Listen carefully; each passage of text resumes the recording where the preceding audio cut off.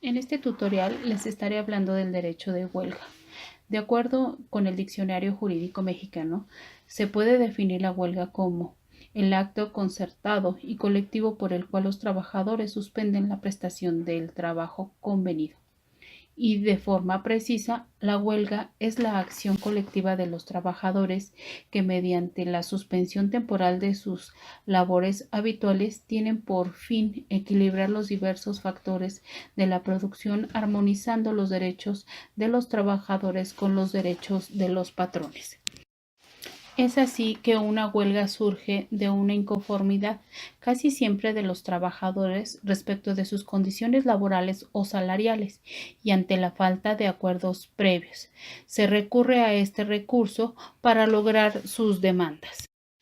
La Ley Federal del Trabajo en el artículo 450 indica que los objetivos de una huelga son conseguir el equilibrio entre los diversos factores de producción, armonizando los derechos del trabajo con el del capital, obtener del patrón o patrones la celebración de contrato colectivo del trabajo y exigir su revisión al terminar el periodo de su vigencia, de conformidad con lo dispuesto en la misma ley.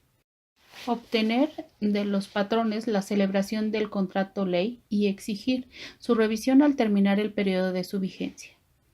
Exigir el cumplimiento del contrato colectivo del trabajo o del contrato ley en las empresas o establecimientos en que hubiese sido violado. Exigir el cumplimiento de las disposiciones legales sobre participación de utilidades. Apoyar una huelga que tenga por objeto alguno de los enumerados en las fracciones anteriores. Y por último, exigir la revisión de los salarios contractuales a los que refiere la misma ley. Etapas de la huelga. Así, una huelga no es una resolución que se toma de un día para otro, pues es un proceso de conciliación entre las partes. Antes de tomar la medida de suspensión de labores, en todo momento los patrones deberán ser informados, pues se puede llegar a acuerdos antes del estallamiento de la huelga. Para llegar a una huelga hay diferentes etapas que describiremos a continuación. La primera es gestación. Es cuando las inconformidades comienzan a darse de manera colectiva entre los trabajadores y patrones. En esta etapa comienzan a organizarse los inconformes, así como a conjuntar sus peticiones que se plasman en un pliego petitorio, cuando este pliego se entrega al patrón o, en su caso, a las autoridades. Es cuando inicia la siguiente etapa, prehuelga. Este periodo debe ser conciliatorio y tiene el plazo 6 días para empresas privadas y 10 días para instituciones públicas, pero no tiene un plazo máximo. El patrón no puede despedir a ninguno de los trabajadores y es el momento en que se hace la negociación pertinente para llegar a los acuerdos. Los trabajadores aún no suspenden sus labores. Huelga. En esta etapa, los trabajadores ya suspenden toda labor relacionada con las empresas para la que trabajan y se deben comprobar la mayoría de los empleados, así como el objeto de la huelga para que no la puedan declarar inexistente. Las partes concilian ante representantes de la Junta de Conciliación y Arbitraje y no tienen un periodo mínimo ni máximo de duración. Terminación de la huelga. Hay casos en los que la ley exige que, a pesar de existir la huelga, los trabajadores deberán continuar prestando los siguientes servicios. En buques, aeronaves, trenes, autobuses y demás vehículos de transporte que se encuentren en ruta deberán conducirse a un punto de destino y en los hospitales, sanatorios, clínicas y demás establecimientos análogos. Continuará la atención de los pacientes recluidos al momento de suspenderse el trabajo, hasta que puedan ser trasladados a otro establecimiento. La huelga termina por acuerdo entre los trabajadores huelguistas y los patrones.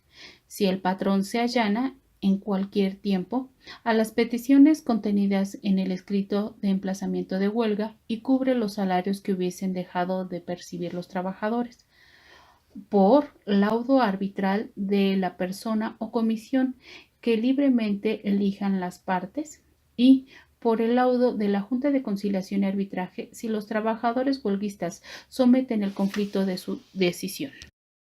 Dos ejemplos de huelga que estallaron en nuestro país fue uno de ellos en la huelga de Cananea que estalló el 1 de junio de 1906 entre los mineros y empleados de la empresa estadounidense de Cananea. En Sonora se declaró en huelga encabezado por miembros del Partido Liberal Mexicano. Y también la otra huelga fue la de Río Blanco por trabajadores textileros en Puebla de 1906. Cada uno de estas huelgas, las principales demandas fueron la jornada de 8 horas, el aumento de sueldo, un trato igual para todos los mexicanos y extranjeros y el cese de los abusos y maltratos de los trabajadores. El derecho constitucional de huelga, tras un complejo proceso que lo reguló de manera contrastante, la huelga pasó de ser un delito para convertirse en un hecho jurídico importante, tolerado por las autoridades, mas al fin se transformó en un derecho irrestricto de carácter constitucional distintivo y de paradigma de la democracia sindical. Por lo mismo, en línea de principio, esta institución se legitima como la paralización colectiva y concentrada del trabajo vinculada a la defensa y reivindicación profesional de los trabajadores.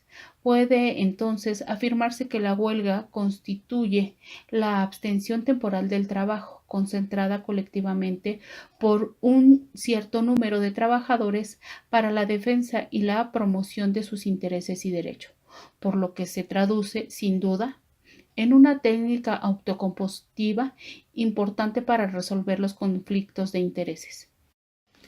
Asumida dentro de nuestro sistema como un derecho constitucional, criticada por el neoliberalismo y por los regímenes totalitarios, la huelga se sataniza como un crimen contra la estabilidad y el desarrollo económico, pese a su moderna consolidación de los derechos humanos.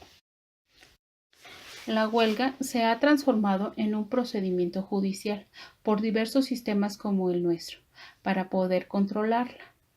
Más como un derecho material, esta institución se consagró en nuestra Constitución política y así se reglamentó en las sucesivas legislaciones laborales hasta 1980.